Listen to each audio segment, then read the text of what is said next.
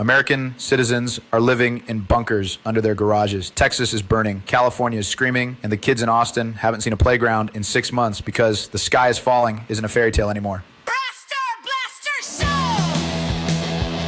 Now, let's look at Israel. You're living in a nice little house, beautiful view, fresh air. Only problem is your neighbor to the north, Hezbollah, who, let's be clear, is just a puppet with Iran's hand so far up its ass, they share the same breath, decides that instead of gardening, they're going to spend their afternoons lobbing rockets into your breakfast nook. And I ain't talking about military targets. I'm talking about, oops, there goes the kindergarten shooting. Oops, we just vaporized your grandma shooting. People are living in shelters like goddamn moles for months now. The kids, they ain't at school. They're sitting in a concrete box waiting for the boom and the siren. By the time that whistle blows, the rocket has already invited itself in for tea. So Uncle Sam got a shiny new piece of paper, a peace deal. He's shaking hands with fanatics who murdered 50,000 of their own people in one weekend. And he says to Israel, hey pal, good news. We made a deal. We're cool with the big guys now. So do us a favor. Just sit there and take it like a bitch. That's like telling a woman she's got to sit there and get raped quietly because her husband just made a deal with the rapist's boss to get a discount on a new Cadillac. Let's say America signs a peace treaty with Canada. Beautiful. Love the maple syrup. Everything is peachy keen Canuck. But as part of that deal, America says we won't touch the guys down south.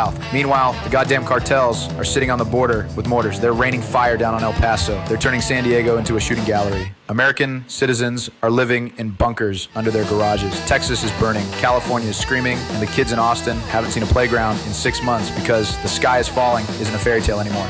It's the Tuesday forecast. What do you think America does? Do you think the president stands at the podium and says, well, gee, we'd love to stop the rockets, but we have this very important agreement regarding the price of poutine with Ottawa? Fuck no. The 101st Airborne would be across that border so fast they'd leave a vacuum seal, turn those cartel hideouts into craters you could see from Mars. America would be stacking bodies like cordwood and wouldn't stop to ask if it was proportional, because you don't negotiate with a guy who's currently trying to put a bullet in your kid's ear. But when you're Israel, suddenly everyone's a goddamn philosopher.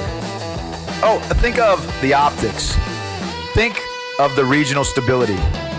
You can't ask a nation to commit suicide for the sake of a photo op in DC. You can't tell people to just live with the sound of rockets. At some point, the bigger man has to stop being a punching bag and start being the guy who breaks the other guy's jaw. If it was Texas, Trump to have the B-52s fueled up before the first siren finished its first goddamn note. Israel, they're just waiting for the world to realize that don't hit back isn't a foreign policy. It's a death sentence. Now give me a coffee so I can keep talking shit about stuff. No sugar. I want it to feel like your sense of reality. Link in bio. XOXO.